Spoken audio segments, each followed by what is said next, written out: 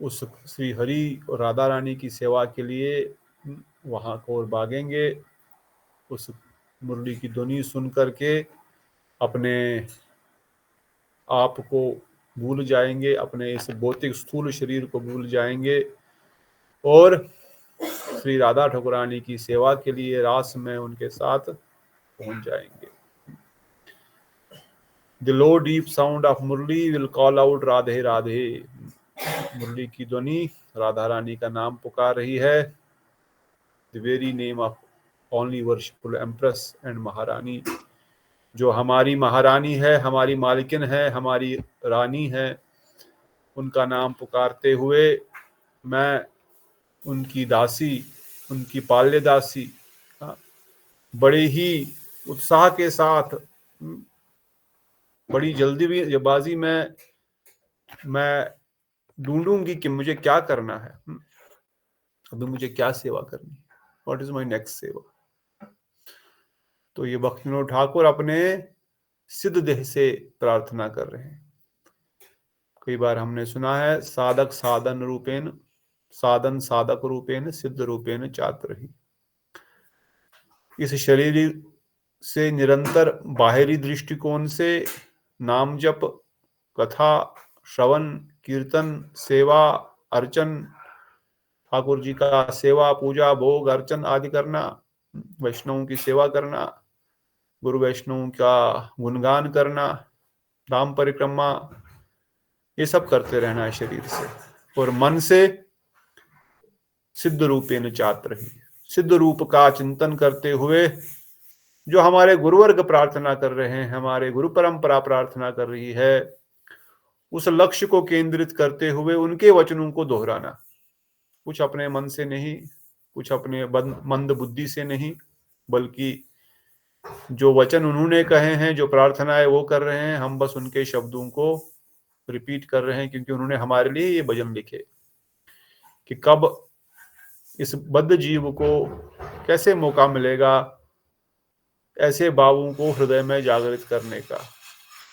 तो कैसे मौका मिलेगा, जब वह मेरे वचनों को रिपीट करेंगे, जब मेरे हृदय के भाव और शब्द वो प्रयोग करेंगे तो उनके हृदय में भी ये भाव आ जाएंगे।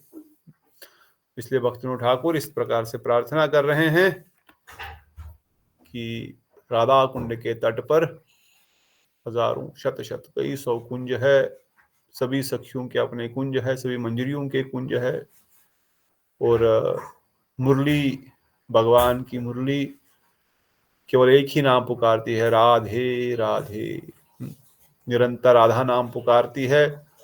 और राधा रानी उस मुरली की ध्वनि सुन करके श्री कृष्ण से मिलन के लिए व्याकुल हो जाती है। और जब मैं देखती हूं कि मेरी महारानी, मेरी मालकिन, मेरी स्वामिनी श्री हरि से मिलने के लिए जा रही है, व्याकुल हो रही है, तो मुझे क्या करना है, अभी मुझे कैसे उनका मिलन कराना है, मेरी क्या सेवा है यहाँ पर, क्या उनका चुन्नी उठानी है, उनका उनके साथ जाना है, या कोई दरवाजा खोलना है और ताकि हम निकल सके, या कि ये देखना है जटिला कुटिला तो नहीं देख रही है, कौन से रास्ते से जाना है, कहां से मुरली की ध्वनि आ रही है, क्या राधा रानी ने चप्पल पहन लिया, ऐसे नंगे पांव भाग रही है कांटों के ऊपर। So these are, what should I do next? What should I do next is a question mark. And that question mark is for you to think. What do you want to do next? So this is the indication Bhaktivinoda Thakur is giving. बाकी आप लोग बुद्धिमान है, अपने अधिकार के अनुसार आप सोच लेंगे क्या करना है। तो इस प्रकार से आज की सभा को आरंभ करते हुए, आज बड़ा विशेष दिन है, बहुत सारी तिथियां हैं, बहुत सारी तिथियों में एक एक भक्तगण एक एक तिथि को पकड़े और उसका गुणगान अपना हृदय के भावों को अर्पण कर सकते हैं, अपनी शुद्धि के लिए, कृष्ण कृपा, वैष्णव कृपा प्राप्ति के लिए। 7, 8, 5, 6 आई थिंक गिनेंगे तो 6-7 तिथियां हैं। तो जो पहले बोलेंगे उनको ज्यादा चॉइस है, मल्टीपल चॉइस आंसर आपके पास, मल्टीपल क्वेश्चंस आपके पास है, आप किसी को भी चूज कर सकते हैं। और जो पीछे पीछे जाएंगे उनके पास फिर कम चॉइस रहेगी बोलने के लिए। तो सभा को प्रारंभ करने से पहले परम आराध्य गुरुदेव के चरणों में कोटि कोटि प्रणाम करते हुए उनके हेतु कृपा की प्रार्थना करते हैं। समस्त रूपानुग गुरुवर्ग के चरणों में कोटि कोटि प्रणाम करते हुए उनकी हेतु कृपा की प्रार्थना करते हैं।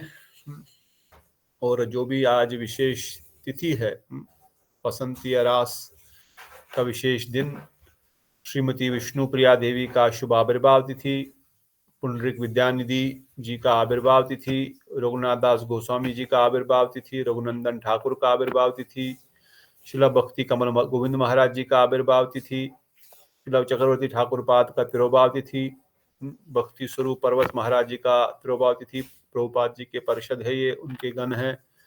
और भक्ति स्वामी श्रीमद भक्ति विवेक भारती महाराज जी को स्वामी महाराज जी का तिरुभाव तिथि। तो Padma Prabhu, I think, wanted to start this sabha. So over to Padma Prabhu to start offerings.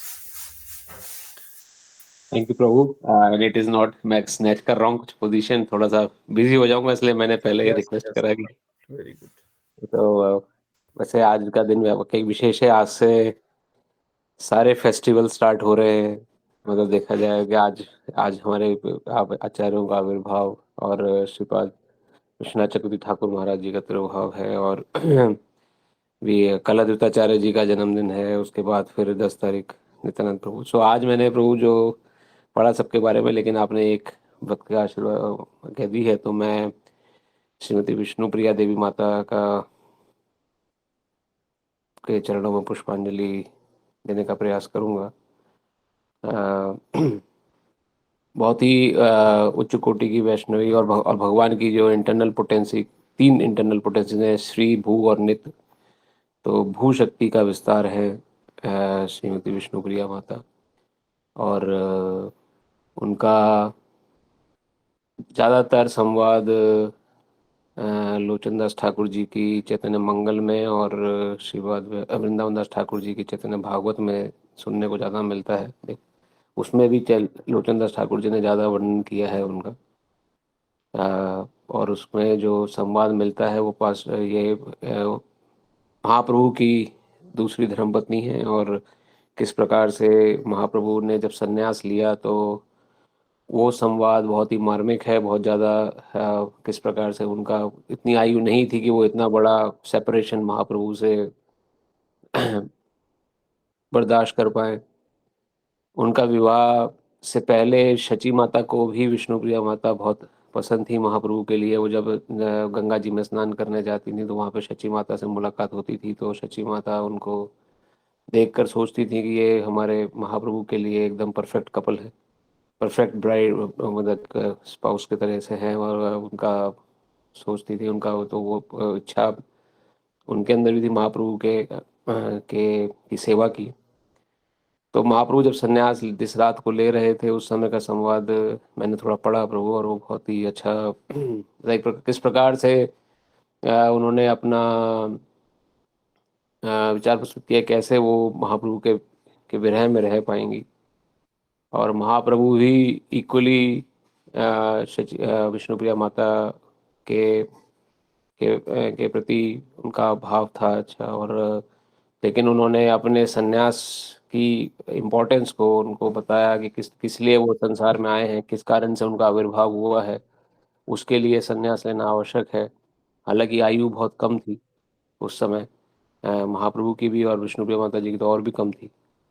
और लेकिन उनको अपना जब उन्होंने समझाया तो साथ साथ उन्होंने वास्तविक उद्देश्य, वास्तविक उनका मूल स्वरूप का विज्ञान उनको कराया, और अपने चतुर्भुज नारायण रूप भी उनको दिखाए। और देखने के बाद विष्णुप्रिया माता जी को थोड़ा सा सांत्वना हुई, और उन्होंने ये प्रार्थना करी कि कोई भी आपके संन्यास मिशन में, आपका जो मिशन है उसमें कोई भी किसी प्रकार का कोई हस्तक्षेप ना हो, और आप उनका अपना जो जो आपका मिशन है वो मिशन सक्सेसफुल हो सके। तो ये प्रार्थना के साथ महाप्रभु ने संन्यास लिया, और विष्णुप्रिया माता ने उसी दिन से परफेक्ट ऑस्टेरिटी जिसे कहते हैं उसकी मूर्त, उसकी एक तरफ से झलक उनमें देखने को मिलती थी। यहाँ तक संवाद मिला है शास्त्रों में कि कैसे जब जो वैनिंग मून होता है, जब अमावस्या के बाद जो जो एकदम चंद्रमा की जो पतली लेयर बनती है, उतना वीक हो गई थी वो। हालांकि विवाह से पहले बहुत अच्छा उनको बताया गया, बहुत ही सुंदर थी, बहुत जिस भगवान की इंटरनल पोटेंसी का अवतार हैं, तो वाकई में बाहरी दृष्टिकोण से और आंतरिक दृष्टिकोण दोनों तरफ से भी वह मन से भी भगवान की भक्त है।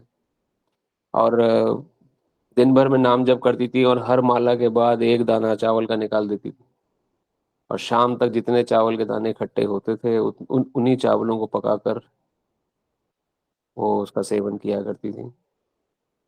और उनके अपने पर्सनल महाप्रभु के डीटी भी थे, धामेश्वर महाप्रभु नाम आया था वहाँ पर उनका, जहाँ वर्णन मिलता है, जो जिनकी वो सेवा किया करती थी। और आज भी उनके दर्शन हम कर सकते हैं नवद्वीप में। अ, हालांकि बहुत कुछ है बोलने के लिए, लेकिन थोड़ा अपनी, जैसे आप अधिकार के आप बताते हैं, अधिकार के तो जितना मैं समझ पाता हूँ उतना मैंने बोलने का मैंने प्रयास किया। तो इट्स इनकम्पेरेबल, मतलब एक तरीके से कंपेयर नहीं कर सकते इतने उच्च कोटि के वैष्णव का। मतलब क्या क्या बोलने को तो बहुत कुछ है, लेकिन अ, शब्द निकालना वैसे, और खाली बोलने भर के लिए नहीं गई, वो भी सेंसेस भी उनको वैसे मिले उस हिसाब से सामर्थ्य जुटाना अभी मुझे अपने अंदर थोड़ा कमी दिखती है। लेकिन जितना भी मैंने पढ़ा समझा प्रभु, मैंने शेयर किया भक्तों के साथ। एंड थैंक यू प्रभु। हरे कृष्ण। बहुत धन्यवाद बंदिशा प्रभु, आपने विष्णु प्रिया जी माता दीदी देवी के चरणों में अपनी पुष्पांजलि अर्पण करी। बहुत सुंदर उनका तत्व दृष्टिकोण से स्वरूप और उनकी सेवा और उनका वैराग्य, बहुत सुंदर। उन गुरुदेव वर्णन करते हैं विष्णु प्रिया जी का वैराग्य सर्वोत्तम वैराग्य था, और विष्णु प्रिया जी की भक्ति सर्वोत्तम भक्ति है। अगर कोई महाप्रभु से प्रेम करना चाहता है और महाप्रभु के लिए एक तड़प है, तो वो तड़प विष्णु प्रिया देवी से किसी और की नहीं हो सकती। इवन महाप्रभु जब सन्यास के लिए निकले, बहुत लोग तो कटवा भी चले गए जब महाप्रभु ने सन्यास वेश धारण किया, और विष्णु प्रिया देवी को नहीं जाने दिया। महाप्रभु जब शांतिपुर आए तब भी सब लोग उनके दर्शन करने के लिए, विष्णु इवन माता सची माता भी दर्शन करने गई, पर विष्णु प्रिया नहीं जा पाई। गुरुदेव वर्णन करते हैं क्योंकि वह उस स्वरूप में एक तो महाप्रभु को देख नहीं सकती, बर्दाश्त नहीं कर पाएगी, और महाप्रभु के लिए भी अपनी धर्म पत्नी को देख करके सन्यास ने, महाप्रभु ने एक ऐसा सन्यास का मापदंड धारण किया, इतना कहते हैं न्यासी कुल नायक ग्रह जन शिक्षक। महाप्रभु सन्यासियों, न्यासी मतलब सन्यासियों के लिए नायक थे, एक हीरो के समान थे। उन्होंने एक ऐसा एग्जाम्पल सेट किया कि सन्यास धर्म के ऊपर कोई भी कभी भी किसी प्रकार की उंगली नहीं उठा सके। मैं कहा सन्यास के बाद वह धर्म पत्नी की देखेंगे भी नहीं, बाकी तो घर जाना दूर की बात है। इसलिए महाप्रभु ने तो सन्यास लिया, गुरुदेव वर्णन करते हैं महाप्रभु ने सन्यास लिया, उनके साथ बहुत लोग थे उनको सांत्वना देने के लिए। और हम जानते हैं महाप्रभु को सन्यास लेने की कोई आवश्यकता नहीं थी। जैसे प्रभु जी बताए, महाप्रभु निमाई पंडित से बावुक निमाई बने जब वो ईश्वरपुरी से हरिनाम लेकर के आ गए। निरंतर हा कृष्ण हा राधे, हे ललिते हे विशाखे, गोपी गोपी करके रोते रहते थे, और सबको इस महावदन्ना या प्रेम को प्रदान कर रहे थे कि आप भी हा कृष्ण, हे राधे, हे ललिते, हे विशाखे इस प्रकार से बोलो। पर सब लोग उनको बोलते थे क्या बोल रहा है ये पंडित आदमी, हम पंडित लोग हैं, शादीशुदा है, घर में बैठा हो और गोपी गोपी करता है, लड़कियों के नाम लेता है। तब महाप्रभु ने कहा नहीं, मैं इस वस्तु को इस जगत में देने आया, उन्वत उज्ज्वल रस सौभक्ति श्रियम, मैं गोलोक वृंदावन धाम का प्रेम इन जगत के जीवों को देने के लिए आया। उल्टा ये अपराध करके नरक को जाएंगे। जो चीज मैं देने आया हूं, जो चीज मैंने ऑलरेडी अपने ग्रंथों के माध्यम से दिया, तब भी नहीं समझ पा रहे हैं। अब मैं साक्षात इस चीज को वितरण करने के लिए आया। इनको कह रहा हूं अब राधा नाम लो, हे ललिते हे विशाखे, ललिताष्टकम गाओ, विशाखाष्टकम गाओ, राधा रानी का अष्टकम गाओ। वृंदावने विहरते हकेल कुंजे मतदीप प्रवर कौतुक विभ्रमेना सौंदर्य से युयोर्वदनारविंदे द्वंद्वम विदेहि मम देवी कृपाम प्रसीद। पर ये तो सुन ही नहीं रहे हैं, इसलिए मुझे संन्यास लेना पड़ेगा, तब जाकर के मेरी बात ये सुनेंगे, तभी मैं इस महामंत्र, इस महाप्रेम गोलोकेरा प्रेम धन का प्रदान कर पाऊंगा। इसे महाप्रभु को भी संन्यास की आवश्यकता नहीं है, परंतु हम जीवों के कल्याण के लिए, देखो अवधारी की इससे बड़ी परिकाष्ठा क्या होगी। भगवान महाप्रभु इससे ज्यादा दया क्या कर सकते हैं कि स्वयं भगवान संन्यास ग्रहण कर रहे हैं हम जीवों के कल्याण के लिए, अपने लिए नहीं उनको संन्यास की आवश्यकता। वो नवदीप में भी विपरम रस का रसास्वादन कर सकते हैं, या जगन्नाथपुरी जाके भी कर सकते हैं, उनको संन्यास लेने की आवश्यकता नहीं है। पर उन्होंने संन्यास हम बद्ध जीवों के लिए लिया, और इससे सबसे अधिक कष्ट जो है वो विष्णु प्रिया देवी को हुआ। गुरुदेव वर्णन करते हैं विष्णु प्रिया देवी अकेली थी, जैसे प्रभु जी ने बताया। एक एक चावल का दाना उठाती थी, महामंत्र गाती थी, रखती थी। सुबह 4 बजे से उठ करके दोपहर के 12 बजे तक 8 घंटे केवल नाम जप, एक एक दाना उठाना है, रखना, एक एक दाना उठाना, और अपने आंसू से उनको धो लेती थी, क्योंकि नाम करते करते उनके आंसू जर्जर बरसते थे। तो चावल को पानी से धोने की आवश्यकता नहीं, उनके आंसू से ही धुल जाते थे। और जो थोड़ा चावल 8 घंटे में एक एक दाने में क्या चावल बनेगा, उसमें से भी 1/4 वो तो महासची माता को देती थी, और थोड़ा सा अपने लिए खाती थी, अपना जीवन केवल धारण करने के लिए, क्योंकि महाप्रभु ने आज्ञा दी है जीवन धारण कर, भजन करना। इसलिए जैसे प्रभु जी बताए, इसलिए वो सूख गई थी। वो महालक्ष्मी है, महालक्ष्मी के भी आधार भू शक्ति, और साथ ही सत्यभामा, गुरुदेव वर्णन करते हैं वो सत्यभामा का अवतार है, भू शक्ति है इस जगत में तत्व सिद्धांतिक दृष्टिकोण से, मगर रस सिद्धांत दृष्टिकोण से वो सत्यभामा जी। तो उन्होंने जो तपस्या करी वो तपस्या और कोई नहीं कर सकता। महाप्रभु के साथ राय रामानंद है, स्वरूप दामोदर है, गोविंद है, गदाधर पंडित है। हर 4 महीने में रथ यात्रा के समय बहुत सारे भक्त नवदीप से आते हैं, पुरी से आते हैं उनसे मिलने के लिए, निरंतर महोत्सव चलता रहता है। तो उनको संन्यास तो उन्होंने लिया, वैराग्य तो धारण किया, पर उनके पास हजारों भक्त है। विष्णु प्रिया देवी अकेली है, वो अकेली है। और जो प्रेम विष्णु प्रिया को महाप्रभु से है वो सर्वोत्तम है, और इसलिए उनका जो वैराग्य है वो सर्वोत्तम वैराग्य है। वो देख भी नहीं सकती, उनके साथ कोई है भी नहीं। इसलिए गुरुदेव वर्णन करते हैं विष्णु प्रिया का प्रेम भी महाप्रभु से अधिक प्रेम विष्णु प्रिया का महाप्रभु से है, और विष्णु प्रिया देवी का वैराग्य भी महाप्रभु से अधिक है। दोनों में वो उनकी परिकाष्ठा महाप्रभु से भी अधिक है, बाकी तो छोड़ ही दो। और उन्होंने पूरा जीवन एक आदर्श सन्यासिन का जीवन बिताया। जैसे प्रभु जी बताए, शादी विवाह के बाद तो महाप्रभु ने कभी उनको देखा ही नहीं, कभी देखा ही नहीं, क्योंकि वो शीघ्र ही उसी समय बावुक निमाई का लीला प्रारंभ कर दिए थे, क्योंकि उस समय ऑलरेडी उनका हरिनाम दीक्षा हो गई थी। तो फिर धर्मपत्नी के साथ कहाँ बैठेंगे, बात करेंगे, हंसी मजाक करेंगे।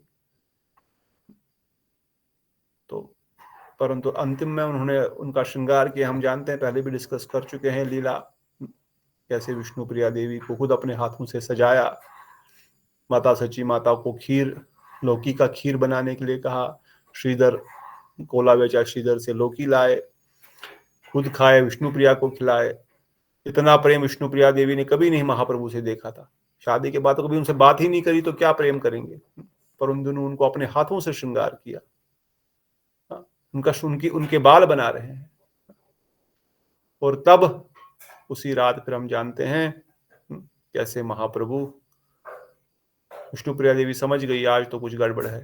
पहले ही उनका बिच्छू टूट गया था, जो हम ऑलरेडी डिस्कस कर चुके हैं। वो देख रहे हैं बाती जो लालटीन है उसमें बुड़क बुड़क करके आग जो बढ़ रही है और वो बुझ रहा है, बिजली जैसे चमक रही है। वो समझ गई कुछ तो अनहोनी होने वाली। वो महाप्रभु को पकड़ के रखी, उनके चरणों को अपने सीने से लगा करके रखी, बस मैं आपको छोड़ूंगी नहीं, आज आप मुझे मिल गए हैं। क्यों जानती है, पर कहते हैं महाप्रभु स्वयं भगवान है, योग माया उनके अधीन है। योग माया ने उस दिन विष्णु प्रिया की आंखों पे ऐसी नींद चढ़ाई कि समझो हिमालय का पर्वत उनकी आंखों पे रख दिया गया। वो हाथ खोल करके अपनी आंखें खोलना चाहती है, मगर कोई पहाड़ किसी की आंखों पे तो कैसे खुलेगा। तो महाप्रभु ने योग माया के द्वारा विष्णु प्रिया को सुला दिया और फिर महाप्रभु उसी रात चले गए। निर्दयी घाट से छलांग लगाए, कटवा पहुंचे, बाल काटे और वहीं से जगन्नाथपुरी के लिए चल पड़े। और विष्णु प्रिया जब उनकी आंख खुली तो वो जान चुकी थी महाप्रभु है तो स्वयं भगवान की ही शक्ति। इसलिए गुरुदेव वर्णन करते हैं कि विष्णु प्रिया का जो सेक्रीफाइस है, जो उनका महाप्रभु के प्रति प्रेम है, वैराग्य है और सेवा है, ये सर्वोत्तम है। अगर कोई महाप्रभु को प्राप्त करना चाहता है तो अवश्य विष्णु प्रिया से प्रार्थना करे। आज कांत प्रभु ने विष्णु प्रिया का घर का फोटो भेजा था, उनका मंदिर। कभी आप नवदीप दर्शन करने जाएं तो कभी विष्णु प्रिया स्टेशन पे उतर जाइए या विष्णु प्रिया स्टेशन से ट्रेन लीजिए। नवदीप से बस 5 मिनट ही आगे, इवन घाट से तो विष्णु प्रिया स्टेशन नजदीक है नवदीप स्टेशन से भी। वहां उनका घर है, उनका मंदिर है, उसका नाम है विष्णु प्रिया स्टेशन। वो नवदीप से पहले आता है। और दूसरा फायदा यह है कि वहां पर रश भी नहीं होता, क्योंकि पहले वो स्टेशन आएगा फिर नवदीप आएगा, जहां पर पूरी भीड़ भर जाती है और फिर चढ़ भी नहीं सकते लोकल ट्रेन में। पर विष्णु प्रिया पे आप आराम से चढ़ सकते हो और आराम से सीट भी मिल जाती है। तो कहने का तात्पर्य है इसी बहाने कम से कम, क्योंकि हम गौड़ीय वैष्णव जाते तो हैं नवदीप सब जगह पर, विष्णु प्रिया का दर्शन नहीं करते, तो विष्णु प्रिया का मंदिर दर्शन करना चाहिए। महाप्रभु ने बड़ी कृपा करके उनको फिर अपना विग्रह प्रदान किया जो उनसे अभिन्न है। विष्णु प्रिया देवी को लगता है कि महाप्रभु विग्रह रूप में है, पर महाप्रभु खुद आते थे उनसे मिलने विग्रह रूप में, बात भी करते थे। उनको लगता विग्रह कैसे बात करेगा, मैंने सपना देखा शायद। तो विष्णु प्रिया का गुरुदेव वर्णन करते हैं उनका, हम जीवों पर उनकी अहेतु कृपा है। ये महाप्रभु ने संन्यास ग्रहण किया, महाप्रभु के बहुत लोग हैं मगर विष्णु प्रिया अकेली रही। और अल्टीमेटली महाप्रभु का संन्यास और विष्णु प्रिया का सैक्रिफाइस भी हम जीवों के लिए ही है। महाप्रभु संन्यास हमारे लिए, क्योंकि साधारण व्यक्ति समझ ही नहीं पा रहा है कि भगवान को भी संन्यास लेना पड़ा हमारे लिए। और तकलीफ किसको हुई, विष्णु प्रिया को। तो उन्होंने तकलीफ किस लिए सकी, ताकि हम भक्ति कर सके। इसलिए अगर हम भक्ति करेंगे तो विष्णु प्रिया का जो सैक्रिफाइस है वो सार्थक है। अगर हम महाप्रभु की कृपा प्राप्त करना चाहते हैं तो अवश्य विष्णु प्रिया का गुणगान करना चाहिए।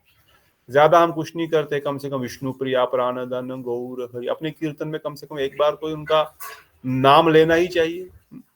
सची माता प्राणधन, महाप्रभु खुद बोले सची माता प्राणधन या सचिरनंदन बोलने से मैं बड़ा प्रसन्न होता हूँ। महाप्रभु माँ से बहुत प्रेम करते हैं। और विष्णु प्रिया प्राणधन, नित्यानंद प्राणधन।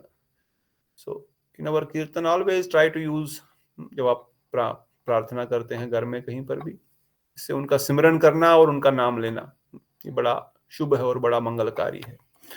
तो बहुत सुंदर प्रभु जी ने हमको विष्णु प्रिया जी के आविर्भाव तिथि पर उनका गुणगान किया। Next topic, because we have limited time. I know इस टॉपिक पे भी घंटों बोला जा सकता है, परंतु 8 तिथियां हैं तो 5 minutes we can touch, 5 minutes 7 minutes. Hare Krishna Prabhu ji, दंडवत। धन्यवाद पुष्पा दीदी, ओवर टू यू। मैं पुंडरीक विद्यानिधि पे बोलूंगी, वो उनका कम ही टाइम लगेगा। तो श्री पुंडरीक विद्यानिधि जो बहुत बड़े वैष्णव थे उस वक्त बंगाल के, और चिट्टा गांव के रहने वाले थे, चिटगांव के। और उनके बारे में कहा जाता है कि वो राधा कृष्ण लीला में वृषभानु महाराज थे। और तो इस वक्त चैतन्य महाप्रभु की लीला में क्या हुआ कि वो बहुत बड़े वैष्णव के रूप में फेमस थे। तो उनकी बहुत अच्छी सी जो लीला है, जो सबसे फेमस है, वो यही है कि एक बार हमारे जो पंचतत्व में है गदाधर पंडित, उनको एक बार मुकुंद दास थे, तो उन्होंने बोला कि गदाधर पंडित को ना बहुत अलग-अलग तरह के वैष्णव से मिलने की इच्छा रहती थी। तो एक बार उन्होंने बोला मुकुंद दास ने कि चलिए मैं आपको दिखाता हूँ, एक बहुत अच्छे वैष्णव से मिलवाता हूँ, वो बहुत बड़े वैष्णव हैं। तो गदाधर पंडित उनके साथ हो लिए। फिर जब देखने गए तो उन्होंने देखा कि जो पुंडरीक अ, जो पुंडरीक विद्यानिधि हैं, वो उनके घर गए और उनके घर में देखा कि उनका काफ़ी आलीशान बंगला है। बहुत अच्छा चादर बिछा हुआ है, पूरी नक्काशी किए हुए बेड पे ऐसे हैं, झूले पे बैठे हैं। मतलब काफ़ी शौकीन और महँगी जीवन शैली जो बोलते हैं, उस तरह से उनका उनको उनको दिखा। तो गदाधर पंडित सोचने लगे कि ये मुकुंद मुझे किस साधु के दर्शन कराने ले आया। तो उनके मन में मतलब लग रहा था कि इतना शौकीन और ऐसे हो कि ये वैष्णव कैसे हो सकते हैं, मुझे क्या ही दिखा रहा है। तो ये चीज़ मुकुंददास समझ गए। तो फिर मतलब उनको उनको समझ में आ गया कि गदाधर पंडित इनके बारे में सही नहीं समझ पा रहे हैं। तो गदाधर पंडित ने एक वहीं पे एक भागवतम का श्लोक का सॉरी हाँ, मुकुंद दास ने वहीं पे एक श्रीमद् भागवतम का श्लोक पढ़ना शुरू किया। वो ऐसे मतलब श्लोक श्लोक क्या था वो मुझे याद नहीं, लेकिन उसका मीनिंग ये था कि उस वक़्त उद्धव जी पूछते हैं, उद्धव जी विदुर से कहते रहते हैं कि कृष्ण के अलावा और किनकी पूजा करेंगे? वो इतने महान हैं कि जब पूतना आई तो वो विष देकर मारना चाहिए, फिर भी उन्होंने लास्ट में उनको अपनी माँ की पदवी दी, उनको भी स्वर्ग दिया ऐसे करके। तो ये बहुत ही पूजनीय है, बहुत ही अच्छा ये कर रहे हैं। तो ये श्लोक सुन के जो श्री पुंडरीक विद्यानिधि थे, उनका जो अ अष्टभाव जो बोलते हैं यूजुअली कि उनके बाह्य वो बाह्य भाव दिखने लगे कि जैसे अ पूरे पसीने आने लगे या फिर वो ज़मीन पे लोट-पोट होने लगे, वो बिस्तर पे आँसू गिरने लगे, वो अपने आसन से गिर पड़े और उन असाधारण जो व्यवहार होता है उस तरह से दिखने लगे, ज़मीन पे लोट-पोट करके कृष्ण, कृष्ण करने लगे। तो फिर गदाधर पंडित को समझ में आया कि अ, ये मैं उनके बारे में कितनी छोटी सोच रखा, कि इनका वेशभूषा देख के मैंने इनको जज कर लिया। तो इस तरह से उनको अपनी गलती का एहसास हुआ, तो फिर ये चीज़ वो चैतन्य महाप्रभु को बताते हैं।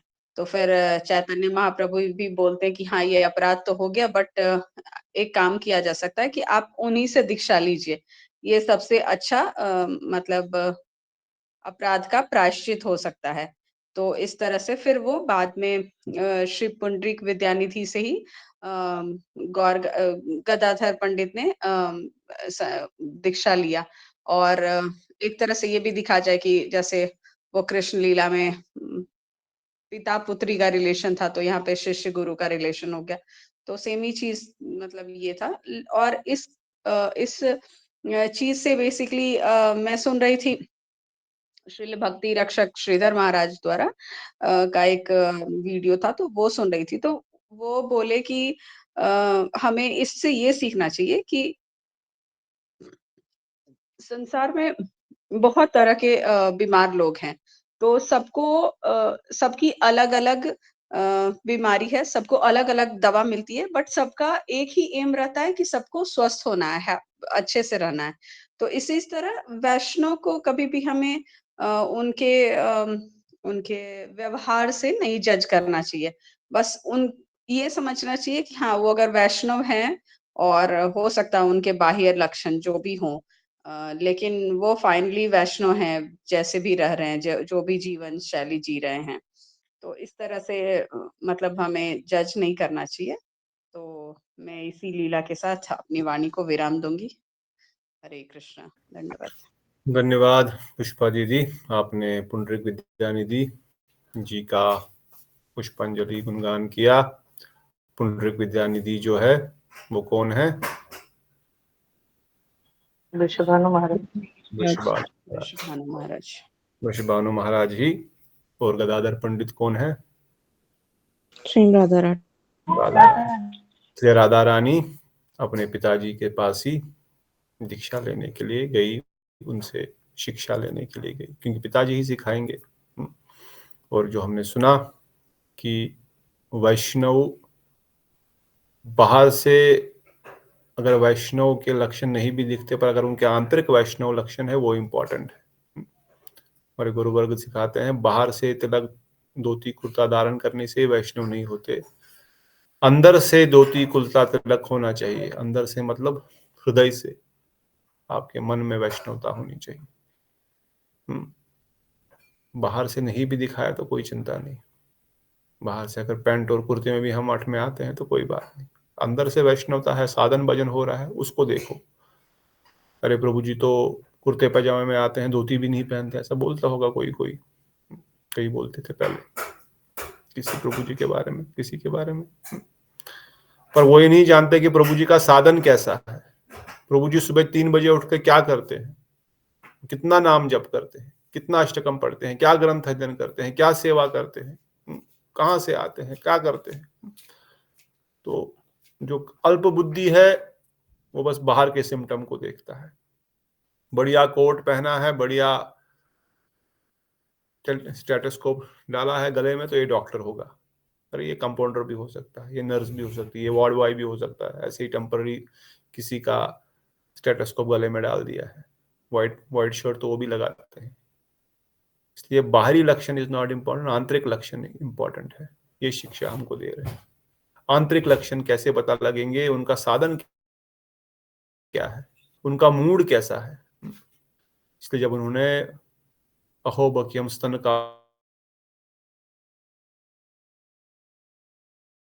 कालकूटम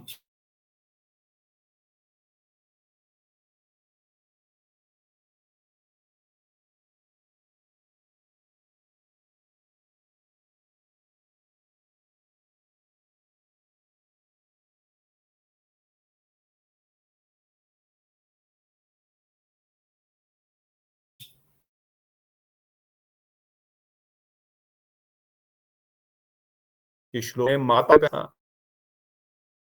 बाहर से कर रहे हैं, पर उनका उसमें कोई रुचि नहीं है, परंतु अंदर से तो निरंतर उनका श्रवण कीर्तन चल रहा है। पर बाहर के कानों से भी जब उन्होंने उसी वस्तु को सुना जो अंदर चल रही थी, तो बाहर की वो दशा भी आंतरिक हो गई। समझ रहे हैं बात को? जो बाहर की एक्सटर्नल दशा थी वो भी इंटरनल दशा से मिक्स हो गई, और अंदर से जो चल रहा था, कृष्ण नाम में लोटपोट होना, आंसू विसर्जन होना, रोमांच होना, कंपन होना शरीर में, अंदर से चल रहा था पर बाहर नहीं दिख रहा था। बाहर संवरण करते हैं वैष्णव। विशेषकर हमने गुरुदेव को देखा, बहुत कम, बहुत रेयर परिस्थिति में जब वो कुछ भी कंट्रोल नहीं कर पा रहे हैं और कोई देख नहीं रहा है और वीडियो नहीं है, तो गुरुदेव की आंखों से जर्जर आंसू आप देखेंगे। अदरवाइज गुरुदेव एकदम मौन रहेंगे, एकदम गंभीर रहेंगे। पर देखने वाले जानते हैं गुरुदेव किस किस अवस्था में पहुंच गए हैं। अगर थोड़ा सा भी उनको बोलेंगे, बाहरी सुध लाएंगे उस शब्द के द्वारा, तो वो कंट्रोल नहीं कर पाएंगे। उसी प्रकार से पुंडरीक विद्यानिधि भी बड़ा अपने आप को संवरण करके रखते थे बाहर से, पर अंदर से निरंतर कृष्ण नाम में रोमांच कंपाक्ष रंग बाजू चल रहा है। पर जब बाहर के कानों से भी जब यही सुनाई दिया, तो आंतरिक लक्षण बाहर प्रकट हो गए। वो अपने आसन से गिर पड़े, उनका पीकदान, उनका पान, उनके कपड़े कहाँ पड़ा रहा, वो लोटपोट हो गए। हा कृष्ण हा कृष्ण हा कृष्ण करते करते, हा कृष्ण हा कृष्ण, किधर है, कहाँ है कृष्ण, कृष्ण कहाँ है वो दयालु सागर। हाँ, उनका वो कपड़ा ही नहीं उनके शरीर पर है, वो क्या पान खाएंगे, क्या नृत्य देखेंगे, कुछ पता नहीं उनको। तो ऑलमोस्ट अनकॉन्शियस हो गए हा कृष्ण सुनते सुनते। तो ये उनका असली स्वरूप है। इसलिए वैष्णव को तो कहते हैं वैष्णवेर क्रिया मधुरा जानिए न बूझिए। Don't try to resolve the activities of Vaishnav by your intelligence. हमारा अधिकार नहीं। हाँ, कहीं अगर कुछ व्यवहार ठीक नहीं रहता है तो दूर से प्रणाम करो और दूर रहो, बस यही कल्याणकारी आपके लिए है। ये बड़ा सुंदर गुणगान मंजरी दीदी नेक्स्ट बोलना चाहते हैं अपनी पुष्पांजलि, अपना वैष्णव गुणगान। ओवर टू मंजरी दीदी। हरे कृष्ण प्रभु जी, दंडवत प्रणाम। सर्वप्रथम अपने गुरुदेव के चरणों में कोटि कोटि दंडवत प्रणाम। परम गुरुदेव के चरणों में कोटि कोटि दंडवत प्रणाम। यहाँ उपस्थित वैष्णव वैष्णवियों के चरणों में कोटि कोटि दंडवत प्रणाम। प्रभु जी, आज बहुत इम्पोर्टेंट, बहुत ही ऑस्पिशियस डे, वसंत पंचमी। इतने इतने यहाँ पर इतने आविर्भाव हमारे संतों के, कहीं तिरोभाव दिवस है। और आज के दिन चंद सरोवर में बसंती रास भी हुआ था और आज से ही मंदिरों में उसके उत्सव शुरू हो जाते हैं होली के। तो आज के दिन श्रीला रघुनाथ दास गोस्वामी जी का आविर्भाव है, तो उस पर मैं उनकी पुष्पांजलि देना चाहूंगी। जो रघुनाथ दास गोस्वामी जी हैं वो जो है सिद्ध स्वरूप में गोलोक वृंदावन में रति मंजरी है। तो कुछ सखियां उनको तुलसी मंजरी कहकर भी संबोधित करती थी। तो जो रघुनाथ दास गोस्वामी हैं, उनकी दीक्षा है जो वो उनके जो कुल गुरु, जो परिवार के गुरु थे श्रीला यदुनंदन आचार्य, उनसे हुई थी। और श्रीला जो उनकी है, उनको श्रीला हरिदास ठाकुर और नित्यानंद प्रभु का और संग प्राप्त हुआ। तो उनको वो चैतन्य महाप्रभु से मिले। तो उनकी आयु अभी बहुत छोटी थी, तो वो सब कुछ त्याग कर मतलब कि अपना महाप्रभु के साथ रहकर भजन करना चाहते थे। किंतु महाप्रभु ने देखा कि ये अभी बहुत ही छोटी आयु के हैं और बड़े उत्तेजित हो रहे हैं। तो उन्होंने कहा पहले परिपक्व हो जाओ, कि अभी अपना घर पे रह के माता पिता और अपनी पत्नी और परिवार की वो करो, देखभाल करो, और फिर जब तुम परिपक्व हो जाओगे तब आप तब आप यहाँ पे भजन करने आना। तो रघुनाथ दास गोस्वामी अपना घर लौट आए। फिर उन्होंने वहां पर अपने माता पिता पत्नी के साथ रहने लगे, उनकी सेवा करने लगे। फिर कुछ समय बाद उनको पानीहाटी में जाने का अवसर मिला, जहां पर उनकी नित्यानंद प्रभु से भेंट हुई और उनको महाप्रभु की कृपा भी प्राप्त हुई। तो वहां से लौटते हुए उनका मन तो नहीं हो रहा था, पर उनको कोई ना कोई अवसर ढूंढ रहे थे। तो एक दिन क्या हुआ, उनके जो आचार्य यदुनंदन आचार्य थे वो उनके घर सुबह पहुंचे। मतलब अर्ली मॉर्निंग, अंधेरा सा था, और उनका था कि कोई कोई शिष्य उनका कोई वो सेवा छोड़कर, पूजा की सेवा छोड़कर चला गया था। तो वो उनके पास आए कि तुम अब उसको मतलब लेके आओ, वो कर। तो फिर उनको एक बहाना मिल गया। तो अब वो कह रहे थे अब तो मेरे को कोई रोकेगा भी नहीं जाने से घर से। तो ये रघुनाथ दास गोस्वामी जी ने फिर उनका अपना घर छोड़ गया, और फिर अब तो उनको कोई रुकावट नहीं है। तो वो उन्होंने अपने गुरु से कहा, संदेश भिजवाया कि मैं आपके जो शिष्य है उनको भेज दूंगा। तो पहले उन्होंने उनके शिष्य को वहां पर जाके संदेशा भिजवा दिया और फिर स्वयं जगन्नाथपुरी में वहां चले गए। और जब रघुनाथ दास गोस्वामी वहां पर महाप्रभु से मिले तो उन्होंने उनको स्वरूप दामोदर गोस्वामी के उनके हाथों में सुपुर्द कर दिया। तो वहां पर महाप्रभु ने उनको इंस्ट्रक्शन दिया कि भाई आपको नॉर्मल मतलब साधारण मनुष्य की तरह आचरण नहीं करना। जो मतलब कि आप उसका अनुसरण मत करो। आप जो भी व्यंजन है वो मतलब ऐसे जो लैविशली वाले वैसे नहीं, सादा व्यंजन करो, और अच्छी वेशभूषा का धारण मत करो, और किसी से सम्मान व आदर का भाव मत रखो, सबसे समान भाव से रखो। तो इसी प्रकार वो कि किस तरह तुम अपना राधा कृष्ण की सेवा में अपने मन को निवेशित करो। तो इस तरह फिर जब चैतन्य महाप्रभु इस धराधाम से अप्रकट लीला हुई तो रघुनाथ दास गोस्वामी जी बहुत ही अपने आप को ना बहुत असहाय महसूस करने लगे। मतलब उन्होंने खाना पीना भी पहले तो अन्न ही ग्रहण करना छोड़ दिया, फिर सिर्फ फल और वो लेते थे, फिर वो भी छोड़ दिया। तो मतलब उनकी हालत बिल्कुल वो मतलब कि बड़ी असहनीय, मतलब दयनीय सी हो गई।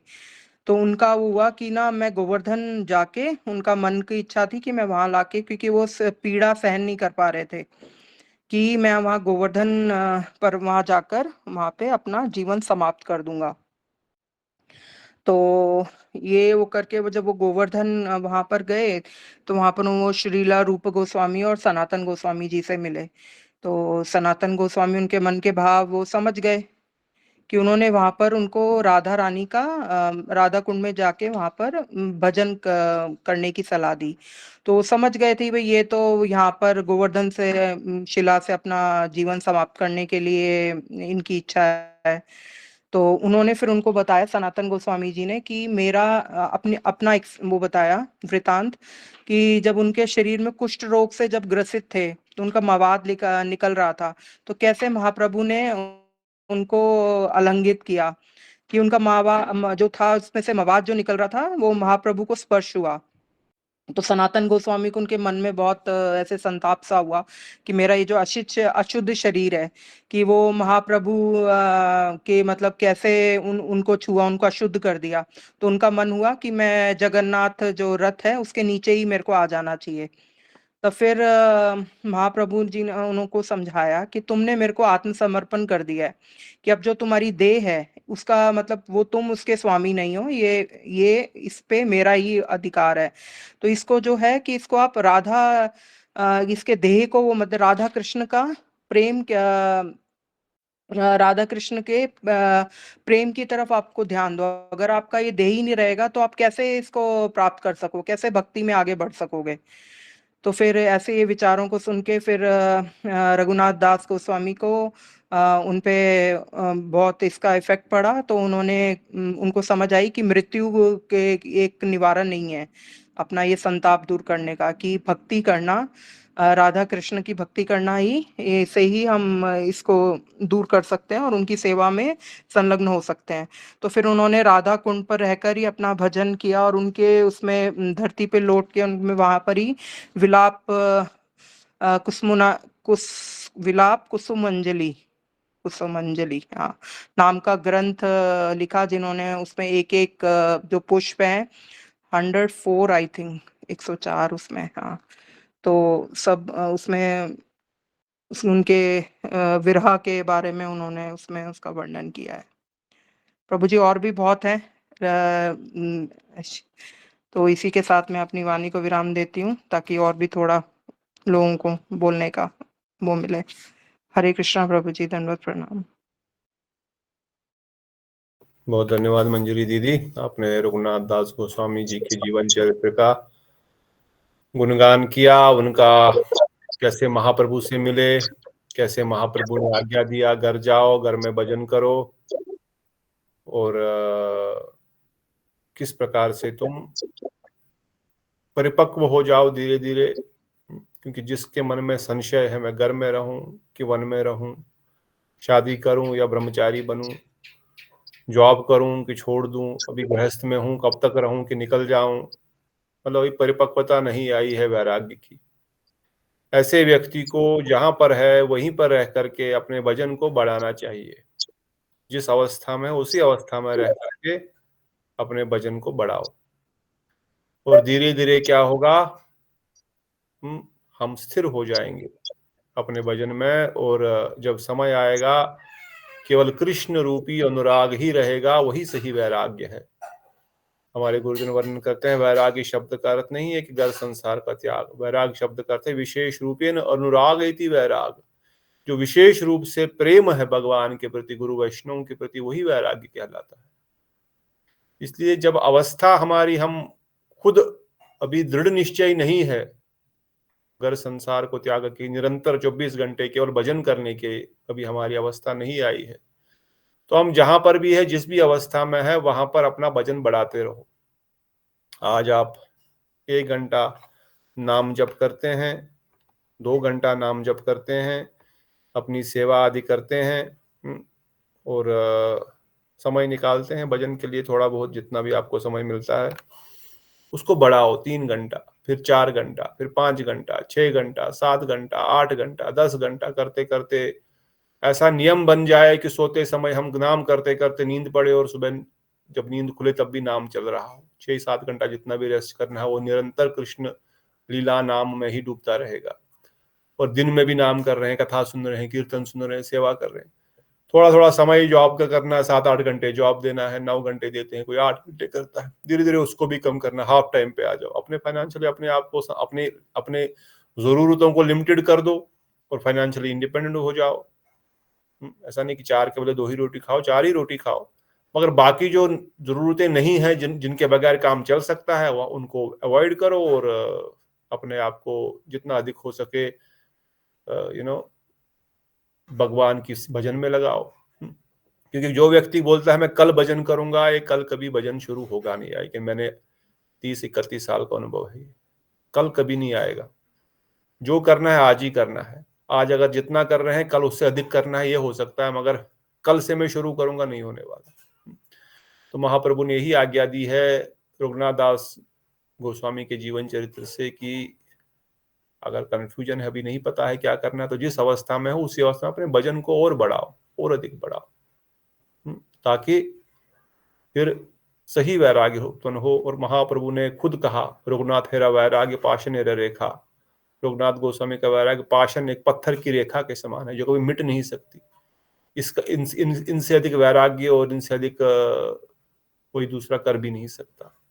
जैसे दीदी ने बताया, बहुत उनका जीवन चरित्र है, कैसे महाप्रभु से पहले मिले, कैसे नित्यानंद प्रभु की कृपा हुई, दही चूड़ा महोत्सव हुआ, कैसे घर से आए, कैसे अपने घर से उनको बहुत पैसा आता था, उसे महाप्रभु को प्रसाद खिलाते थे, जगन्नाथपुरी के सभी भक्तों को खिलाते थे। फिर उसको छोड़ दिया, हमको नहीं चाहिए किसी का घर वालों का पैसा, भिक्षा यापन करते थे सिंह द्वार पर। फिर उसको भी छोड़ दिया, बोला यहाँ भिक्षा यापन करने का मतलब है मैं हर व्यक्ति को देख रहा हूँ, मुझे पैसा देगा, 1 पैसा देगा, 2 पैसा देगा, मतलब I am like a prostitute, I am thinking he is my customer. Prostitutes think always, probably he is my customer, he is my customer. Similarly, mind is thinking also, he will give me some money. शायद ये मुझे देगा। तो मेरा भगवान चिंतन कहाँ है? मैं तो इस आदमी में चिंतन है, कब मुझे 1 पैसा देगा, 2 पैसा देगा, मुझे भिक्षा भी नहीं करनी है।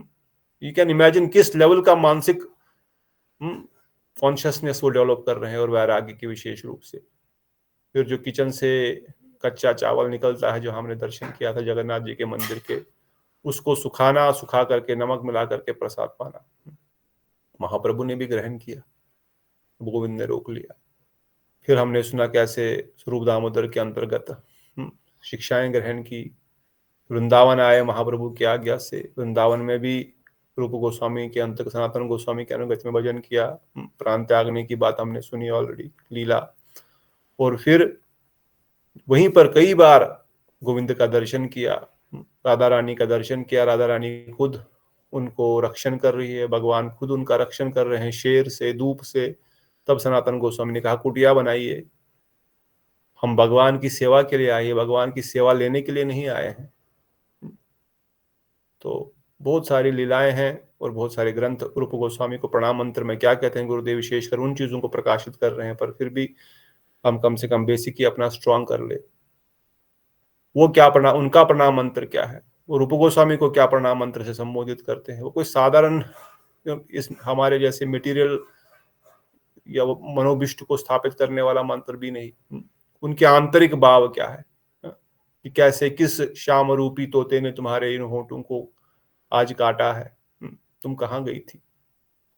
इस प्रकार के अपने गुरुदेव को प्रणाम कर रहे हैं। ऑल्दो जैसे हमने सुना योगानंदन आचार्य गुरु होते हुए भी रूप गोस्वामी को पहले संबोधित कर रहे हैं। गुरुदेव वर्णन करते हैं अपनी कथा में, क्योंकि गुरुदेव इस कथा में भी वर्णन करते हमारा शिक्षा प्रणाली की क्या वैशिष्ट है, उसको समझाने का प्रयास कर रहे हैं।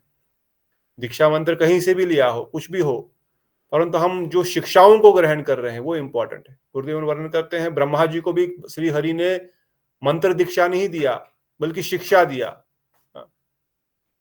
वेणु के द्वारा उनको मंत्र दीक्षा हुआ। तो अल्टीमेटली शिक्षा प्रणाली ही हमारी विशेष प्रणाली है। हम दीक्षा प्रणाली को कम नहीं कर रहे हैं ये बोल करके, मगर हर व्यक्ति को ये समझना है कि शिक्षा प्रणाली is important, is very important. इसलिए हमारी भागवत परंपरा का ही वैशिष्ट है। शिक्षा गुरु दीक्षा गुरु एक ही है, तो भी उसमें जो वो शिक्षाएं प्रदान कर रहे हैं उनको देखो, उनको समझो, उनके वैल्यू को समझो। बस मैंने मंत्र ले लिया और काम हो गया नहीं चलेगा। ये शिक्षाएं हम इनके जीवन से सीख रहे हैं। बहुत सारी और भी शिक्षाएं हैं, परंतु समय आगे बढ़ रहा है। उन वक्त अगले तिथि का पालन करते हुए एनीवन हरे कृष्ण, दंड प्रणाम। एक पॉइंट है जो आपने ऑलरेडी कवर कर चुके हैं, मंजरी दीदी भी, आपने भी पूरा कवर कर आप चुके। दूसरा टॉपिक ले लो ना, रघुनंदन इनका ले लीजिए, वसंत रास का ले लीजिए, जो हमने कवर कर लिया उसको छोड़ दीजिए। एक पॉइंट है उसमें प्रभु जी, एक रघुनाथ दास जी का एक पॉइंट है उनके। सबसे पहले गुरुदेव के चरण कमलों में कोटि कोटि प्रणाम, दीक्षा गुरु के चरण कमलों में कोटि प्रणाम, आपके चरण कमलों में दंडवत प्रणाम, सभी भक्तों के चरण कमलों में दंडवत प्रणाम। जैसे आपने बताया कि रघुनाथ दास जब राधा कुंड में भजन कर रहे थे तो बोल रहे थे 24 घंटे में 21 घंटे वो माला करते थे, 21 घंटे, और 3 दिन में एक बार मधुकरी करके बोलते हैं वो मठा है, मठा नहीं, जो उसमें बासी बच जाता था, जो वो लोग साफ नहीं कर पाते थे, तो वो लेकर आते थे 3 दिन में एक बार, और उसको राधा कुंड का जल मिलाकर, और कोई नमक नहीं, कोई चीनी नहीं, बस वही उसको गोल कर गिरिराज जी को प्रसाद देते थे, फिर खुद प्रसाद ग्रहण करते थे। वो 3 बार में एक बार, 3 दिन में एक बार वो पाते थे वो प्रसाद। तो उनका मतलब 24 घंटे ही, 21 घंटे पूरा भजन।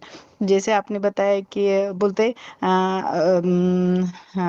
रूप गोस्वामी जी देखते थे कि कितनी बार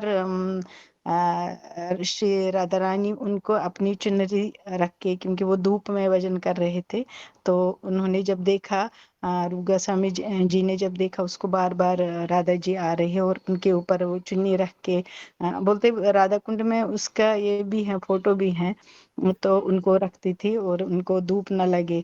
तो तब रूप गोस्वामी जी ने उनको बताया कि आप, हाँ, मतलब जैसे आपने बताया कि हमें उनको सेवा, यानी हमें उनकी सेवा करनी है, तो उल्टा वो सेवा कर रहे हैं, राधा जी आपकी सेवा कर रहे हैं, इसलिए आप कुटिया बनाइए और वहां भजन कीजिए। हरे कृष्ण, दंडवत प्रणाम। बहुत धन्यवाद चंद्रकांता दीदी। तो और भी तिथि है, रघुनंदन ठाकुर जी का आविर्भाव तिथि है, भक्ति कमल मधुसूदन महाराज जी का है, चक्रवर्ती ठाकुर पाद, कोई भक्तगण इनका कुछ गुणगान करना चाहते हैं? हरे कृष्णा प्रभु जी। ठीक है, पहले प्रतिभा दीदी, फिर अनुराधा दीदी, आप दोनों को 1 by 1। प्रतिभा दीदी। हरे कृष्ण प्रभु जी। हरे कृष्ण माता, बताइए। वैष्णव स्वभाव में उपस्थित सब वैष्णवों को मेरा दंडवत प्रणाम, गुरुजनों को भी दंडवत प्रणाम। प्रभु जी, मैं प्रयास करूंगी आज थोड़ा, जरूर क्या बोलेंगे, धीर जुटा के बोल रही हूँ। रघुनंदन दास ठाकुर के बारे में बात थोड़ा बोलने का प्रयास करूंगी। Very good. उनका जन्म एक वैद्य कुल में हुआ था और उनके पिता का नाम था श्री मुकुंद दास जी। उनके माता के नाम के बारे में कुछ जानकारी नहीं है। और मुकुंद दास ये श्री नरहरि सरकार के बड़े भाई थे। रघुनंदन ठाकुर के जो पिताजी थे मुकुंद दास, वो नरहरि सरकार के बड़े भाई थे। और वो मुकुंद दास जो थे वो राजवैद्य थे। और रघुनंदन ठाकुर का जो पालन पोषण हुआ वो उनके चाचा ने रघुनंदन ठाकुर को बड़े लाड प्यार से पाला था। एक बार श्रीमन महाप्रभु जी ने रघुनंदन जी को मुकुंददास जी के पिता के रूप से निर्देश किया। इसके लिए एक बार उन्होंने, सचिनंदन गौरहरि ने मुकुंददास को पूछा था कि आप पिता हो और वो आपके पुत्र है ना, रघुनंदन आपके पिता है और आप उनके पुत्र है। तो इस पर उनके पिताजी ने ये जवाब दिया था कि मेरा तो मानना ये है कि वही मेरे पिता है, क्योंकि उनके द्वारा ही हमको कृष्ण भक्ति मिली है। और ये सुनकर प्रभु जी बहुत प्रसन्न हुए थे। इतना ही मैंने उनके बारे में पढ़ा था। हरे कृष्ण। पर वो बड़े हैं ऐसा क्यों बोला, ये तो बताना पड़ेगा ना, ऐसा वो क्या बड़े हैं हुआ क्योंकि उन्होंने कहा वही बड़े हैं? देखिए, क्योंकि उन्हीं के से ही उनको कृष्ण भक्ति का जो ये था, क्या बोलेंगे, मार्ग खुल गया था उनकी उनकी वजह से। ठीक है, बहुत धन्यवाद। कोई लीला बताना चाहते हैं क्यों रघुनंदन? हरे बताइए माता। उसके बाद अनुराधा दीदी, हाँ आपकी बारी।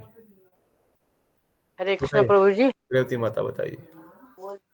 वो उनको कहीं जाना था तो उन्होंने बोला उनको, बेटे को आप भोग लगा दीजिए। फिर जब वो भोग लगाने बैठे तो उन्होंने बोला मुझे मंत्र शंत्र नहीं आता है, आओ भोग खाओ। उन्होंने बहुत विनती की। फिर जब एक दो उन्होंने बोला आप नहीं खाओगे तो मैं भी नहीं खाऊंगा। फिर भगवान उनको हो गया कि ये तो मतलब सहज ही मुझे बोलता है, इसलिए मुझे आना पड़ेगा। उसने जब भोग खाया फिर दूसरे तीसरे दिन वो वापस आए।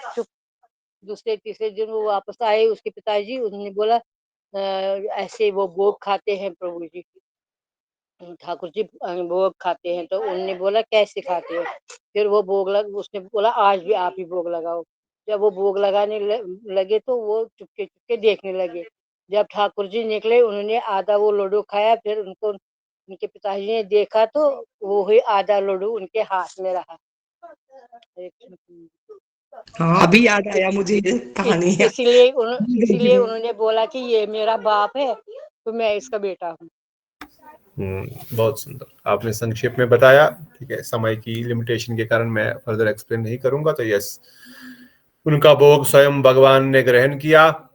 लड्डू गोपीनाथ उनका नाम पड़ा और अपने पिताजी तक को दर्शन कराया ठाकुर जी का प्रसाद ग्रहण करते हुए, और उन पर कृपा की। इससे महाप्रभु ने भी और उन्होंने खुद भी उनको अपना गुरु या पिता रूप में समझा। अनुराधा दीदी, वर्ड टू यू। हरे कृष्ण प्रभु जी, मेरे को इन्हीं का ही पता था, वो बोल दिया। अच्छा, ये तो गड़बड़ हो गया। कोई बात नहीं, बहुत अच्छा, आपने भी बोला तो अच्छा है। तो सभी तो विशेष तिथियां हैं, परंतु चक्रवर्ती ठाकुर पाद और रास लीला के बारे में कोई 5 मिनट वर्णन करना चाहते हैं? वसंती या रास या चक्रवर्ती ठाकुर प्रभुपाद पार्षद गणों को तो हम जयकारा दे करके उनका धन्यवाद करेंगे, उनका गुणगान करेंगे, परंतु एनीवन? शिवानी दीदी या मोहन प्रभु, और कौन है? श्याम सुंदर प्रभु, नीतू दीदी, वृंदावन दर्शन प्रभु भी है, चंद्रमोहन प्रभु, जयदेव प्रभु कुछ बोलेंगे? जी कृष्ण प्रभु कुछ बोलेंगे? प्रभु इधर जयदेव प्रभु है, मेरे पास में ही बैठे हैं, मायापुर। आप मायापुर आए हैं? हाँ, भक्ति वेदांत कुंज। वेरी गुड, वेरी गुड, आप पे कृपा है। विष्णुप्रिया देवी आज गए थे तो जन्म स्थान गए थे। हाँ, दर्शन देखा, सुकांत प्रभु ने डाला। हाँ, सुकांत प्रभु ने पहले गया था सुबह, और हम दोनों सुकांत प्रभु का स्कूटी लेके गए थे। वेरी गुड, बहुत अच्छा, आप बड़े भाग्यशाली है। धाम में रहने का मौका मिल रहा है, दर्शन करने का मौका मिल रहा है। बहुत सुंदर। विष्णुप्रिया देवी के जन्म स्थान, उसके बाद धमेश्वर देखे, उसके बाद पोड़ा माता दिख गए थे। Very good. आपने नहीं, जो विग्रह नहीं गए थे। आपने विग्रह भेजा, जो विग्रह के लिए आपने मेहनत की थी, आज वो विग्रह भी स्थापन हो गया। हाँ, मैंने देखा, कितना सुंदर लग रहा है, बहुत सुंदर लग रहा है। बहुत सुंदर लग रहे हैं। स्वयं परम पूज्य भागवत महाराज जी और हमारे मधुकर प्रभु जो कि एक्सपर्ट है विग्रह प्रभु, मेरे घर में भी विग्रह स्थापना करेंगे। हाँ, जरूर करेंगे। सुकांत प्रभु को बोले थे तो सुकांत प्रभु बोले कि 5 तारीख करेंगे, मतलब जय अद्वैत सप्तमी के दिन। उससे पहले आप अपने गुरुजी से पूर्ण दीक्षा ले लेना। बिना दीक्षा के विग्रह स्थापन सेवा नहीं होती है। हमको शुरू के लिए और गुरुदेव से बोला कि गुरुदेव बोले कि आप पहले सेटल हो जाओ, उसके बाद सेटल कर लो सब कुछ, उसके बाद कर लेना। उसके बाद ही होगा विग्रह स्थापना। हम विग्रह स्थापना, विग्रह पूजा ये शो के लिए नहीं करनी है, उसका प्रॉपर सेवा करनी है, नहीं तो सेवा अपराध लग जाता है। वैसे ही तो अपराध में फंसे हुए हैं, अनर्थों में ग्रस्त है, और थोड़ा बहुत जो बचा है वो भी अगर सेवा अपराध के द्वारा और अपने आप को डुबा देंगे तो फिर मुश्किल है। वैसे तो नाम अपराध हो ही रहा है, दाम अपराध हो ही रहा है, अब सेवा अपराध ही बाकी है, तो विग्रह ला करके वो भी शुरू कर दो। इसलिए ठीक से कम जो कर रहे हो उसको ही ठीक से करो, बाद में धीरे धीरे आगे बढ़ते रहें। गुरुदेव से मंत्र लेकर के घर सेट करके गुरुदेव को ही ले जाओ, आई वुड रिक्वेस्ट। कोई बड़ा नहीं है, वहां से कितना 5-6 घंटे तो है। हाँ हाँ एक दिन गुरुदेव को लेके जाओ, सबको लेके जाओ, जयदेव प्रभु को लेके जाओ, और बढ़िया से वहां पे प्रोग्राम करो, अच्छा से कीर्तन करो। गुरुदेव के साथ 5-6 लोग तो होते ही हैं, कीर्तन भी हो जाएगा, स्थापना भी हो जाएगा, एक इनविटेशन भी हो जाएगा सबके लिए, सबको महाप्रसाद खिलाओ। जैसे आज रूप गोस्वामी प्रभु पुष्पा दीदी ने हमको बहुत बढ़िया महाप्रसाद खिलाया, प्रतिभा दीदी ने भी बढ़िया ढोकला बनाया था, हाँ बहुत बढ़िया। आज तो वसंत पंचमी के दिन बड़ा आनंद रहा, हमारा प्रसाद रूपी रासलीला हुई और कीर्तन भी हुआ, ठाकुर जी का अभिषेक भी हुआ, तो बड़ा अच्छा आज का दिन। तो आज बड़ा विशेष दिन है, जैसे आप सबने कहा। संक्षेप में अपनी वाणी को शुद्ध करने के लिए आज श्रीला चक्रवर्ती ठाकुर पाद का भी विशेष तिरुभाव तिथि है। रूप गोस्वामी अबिन श्री चक्रवर्ती ठाकुर पाद, गुरुदेव वर्णन करते हैं कि चक्रवर्ती ठाकुर पाद एक प्रकार से रूप गोस्वामी ही है जो इस जगत में फिर से आए हैं उस परकिया रस और ब्रज रस के विचारधाराओं को स्थापित करने के लिए। इसलिए इनका नाम हुआ रसिक रसाचार्य। से प्रणाम मंत्र में जब बोलते रसाचार्य विश्वनाथ चक्रवर्ती ठाकुर की जय, जो हमने माधुर्य कादम्बनी रूपी ग्रंथ पढ़ा वो भी उनके द्वारा ही लिखित है। और चक्रवर्ती ठाकुर पाद का जीवन भी, एक्सटर्नल जीवन भी, साधक जीवन भी बड़ा ही दिव्य रहा।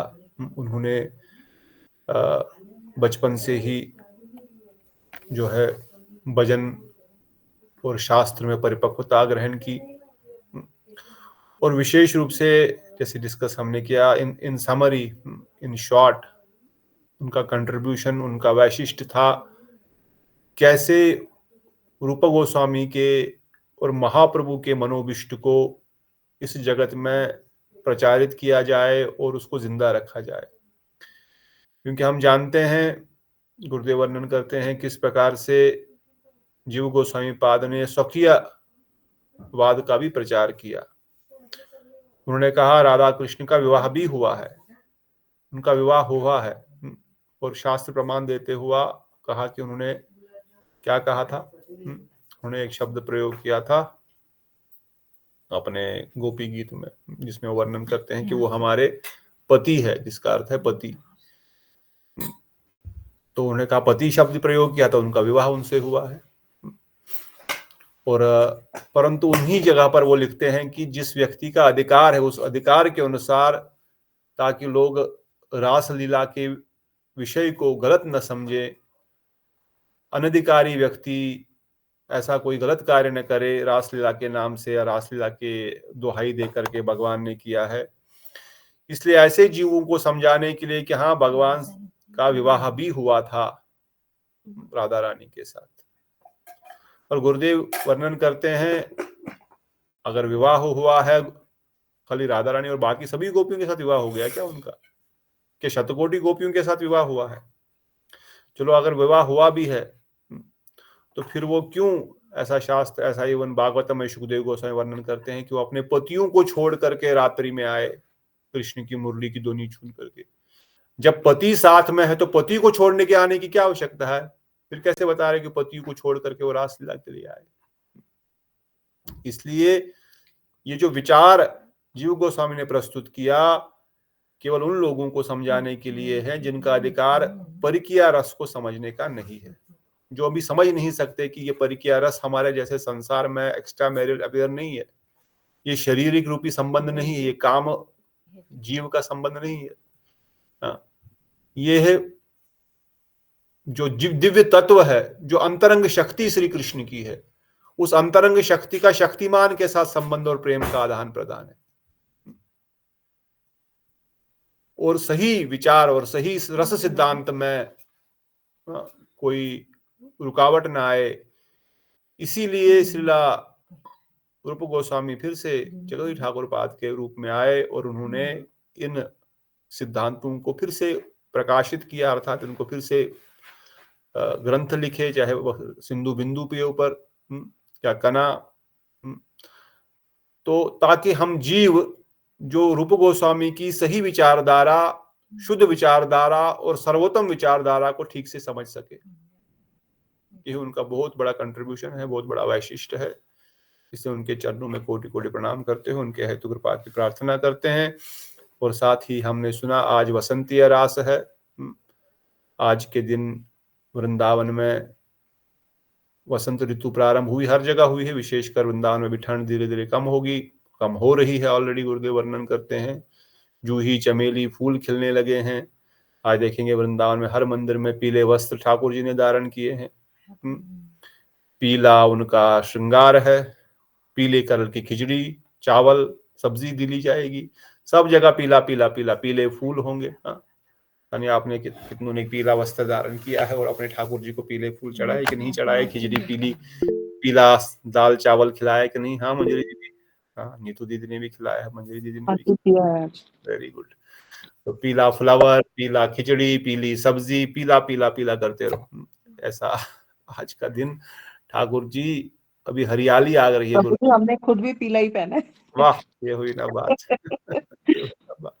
पीला पहनना चाहिए बीच बीच में, आज के दिन कम से कम, तो ठाकुर जी को तो विशेष कर से। तो श्रृंगार रस में दो हमारे अर्जुन भी वर्णन करते हैं कि पीला कृष्ण का वस्त्र है और नीला राधा रानी का है। तो devotees try to avoid this, but still for their pleasure devotees can do anything in raga marga भक्ति। और आज उनका ये विशेष रासलीला का दिन भी है। ये रासलीला का वैशिष्ट यही है कि इस रासलीला में भगवान की स्वपक्ष गोपियां होती है, राधा रानी की स्वपक्ष गोपियां रहती है। संक्षेप में गुरुदेव वर्णन का जो वृंदावन में जो रास हुआ वो वंशीवट पर हुआ, वो कार्तिक के प्रारंभ में हुआ। कार्तिक शुरू होने वाला फर्स्ट डे जो पूर्णिमा होती है कार्तिक वाली, उस दिन जो रास हुआ वो वृंदावन में हुआ वंशीवट पर।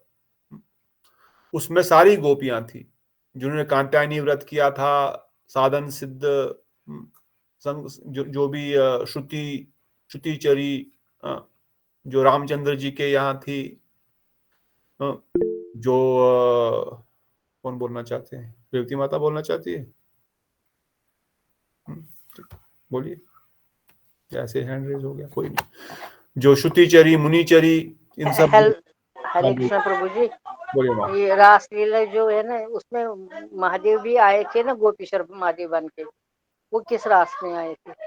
गोपेश्वर महादेव वृंदावन में आए थे, जो वृंदावन में रास हुई, वहां पर सभी गोपियों को एंट्री थी, इसलिए पूर्णमासी देवी ने उनको वहां पर एंट्री दिया। बाद में तो द्वारपाल के रूप में रास की रक्षा कर ही रहे हैं, वृंदावन में भी वो रास रक्षा कर रहे हैं। पर प्रथम तो उनका वहीं पर ब्रह्मांड, कौन सा कुंड है, ब्रह्मांड कुंड नहीं, क्या कुंड, जो भी, वो वृंदावन में ही वो कुंड भी है जहां पर उनको पूर्णमासी देवी ने स्नान कराया और रास में एंट्री दिया था। फिर गुरु से लाते खा के फिर वो द्वारपाल के रूप में रास का रक्षण कर रहे हैं।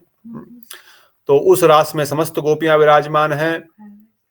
परंतु जो रास आज के दिन हुआ गोवर्धन की तलहटी में, जो हमने भजन गाया, शत को चिंतामणि मोय राधा कुंड तट ताहे कुंज शत शत शतकोटि गोपी माधव मानी। तो किस प्रकार से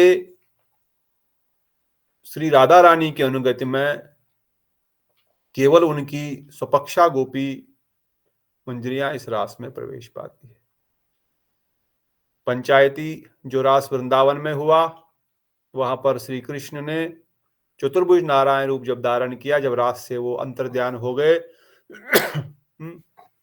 सभी व्याकुल होकर के हा कृष्ण करते उनको ढूंढ रहे हैं, तब भगवान ने चतुर्भुज रूप धारण किया। है तो कृष्ण ही, मगर चार भुजाओं के खड़े हो गए। तो जो बाकी सब गोपियां थी, वो तो वो स्वरूप को देख करके आगे बढ़ गई। क्या आपने कृष्ण को देखा? बोले नहीं, देखने कृष्ण जैसा ही लग रहा है, पर है चार भुजाएं, हमारा कृष्ण नहीं हो सकता। परंतु जो राधा रानी के पीछे पीछे चल रही है गोपियां, क्योंकि वो राधा रानी के अनुगत्य में है, जब राधा रानी को श्री कृष्ण ने देखा तो 4 भुजा तो दूर की बात है, वस्त्र भी वो धारण नहीं कर पाते अपने तन के ऊपर, वस्त्र भी खो बैठते हैं, तो 4 भुजा तो कहाँ रख पाएंगे। और तब उनको दर्शन हुआ, और समस्त गोपियों को पहले दर्शन हुआ, पहले राधा रानी को दर्शन हुआ। तो गुरुदेव इस कथा में वर्णन करते हैं किस प्रकार से राधा रानी के वैशिष्ट को स्वयं भगवान श्री कृष्ण ने इस रास लीला के माध्यम से प्रकाशित किया। जो राय रामानंद संवाद हमने बहुत पहले पढ़ा सुना, समरी में वर्णाश्रम धर्म से सर्वधर्मा निवर्तजे तक वर्णाश्रम धर्म का उल्लेख करते हुए महाप्रभु ने कहा यहो बाहे, फिर कृष्ण कर्मार्पण महाप्रभु ने यहो बाहे, फिर सर्वधर्मा निवर्तजे यहो बाहे, ये भी बाहरी है। फिर ज्ञान मिश्र भक्ति, ज्ञान शून्य भक्ति, तब तक महाप्रभु ने यहो बाहे, ज्ञान शून्य से कहा ठीक है आगे कहो। फिर वहां से हमने सुना दास्य साक्य वात्सल्य, और फिर माधुर्य, फिर माधुर्य में भी विशेषकर से कांत भाव, उसमें से भी फिर राधा रानी की भक्ति। फिर महाप्रभु ने पूछा सब कृष्ण तो सभी गोपियों के साथ प्रेम करते हो, राधा रानी का वैशिष्ट कैसे प्रकाशित होगा, कैसे आप बोल रहे हो कि राधा रानी ही सर्वोत्तम है। तब राय रामानंद ने कहा ये कि राधा रानी जब मान कर रही, जब रास से चली गई तो कृष्ण भी रास से चले गए, और जब कृष्ण रास से चले गए थे और सब उनको ढूंढ रहे हैं तो राधा रानी के सामने वो अपने चतुर्भुज नारायण रूप को नहीं धारण कर पाए, और खुद श्री हरि ने राधा रानी को रास में वापस लेके आए।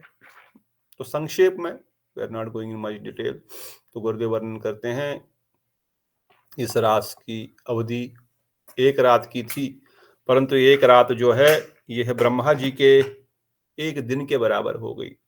1000 चतुर्युग हो गया, चंद्रमा आगे बढ़ ही नहीं रहा, चंद्रमा वहीं खड़ा हो गया जहां पर वो देख रहा है। और एक ब्रह्मा जी के 1 दिन तक निरंतर रास चलता रहा। तो गुरुदेव वर्णन करते हैं भगवत धाम में, गोलोक वृंदावन धाम में तो निरंतर रास, हर दिन रास हो रहा है, आज इस धाम में भी रास हो रहा है। परंतु उस लीला के दृष्टिकोण से जब ब्रजेंद्र नंदन साक्षात प्रकट थे, तब आज के दिन यह बसंती रास हुआ था। अदरवाइज रास तो रोज ही है, गोलोक में तो रोज ही है, इवन इस जगत में भी निरंतर होता रहता है। मगर जब प्रकट होते हैं भगवान, तो प्रकट लीला में उन्होंने आज के दिन यह रास प्रारंभ की। और कई सारे, जैसे हमने ब्रह्मा जी के 1 दिन तक ये लीला चलती रही निरंतर गोपियों के साथ, विशेषकर राधा रानी और उनके सपक्षा गोपियों से श्री हरि ने पूर्ण रूप से एक दूसरे को उन्होंने पूर्ण रस का रसास्वादन कराया।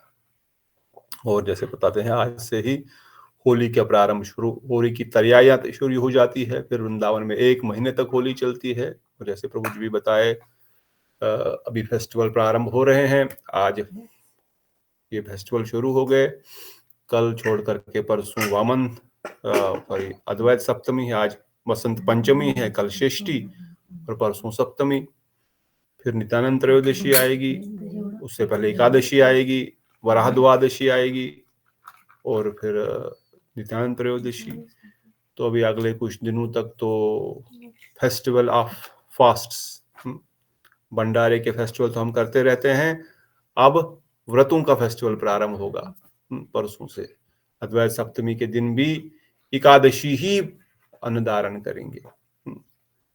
If you want to go at higher, want to become more strong in bhakti, don't be weak in following the regulations. Gurudev वर्णन करते हैं रघुनाथ दास गोस्वामी का आज आविर्भाव, तो कुछ उनसे सीखो, उनका वैराग्य की एक बूंद कम से कम अंदर आओ। कम से कम तत्व सिद्धांत के दृष्टिकोण से सभी विष्णु तत्वों के ऊपर एकादशी व्रत पालन करना पड़ेगा।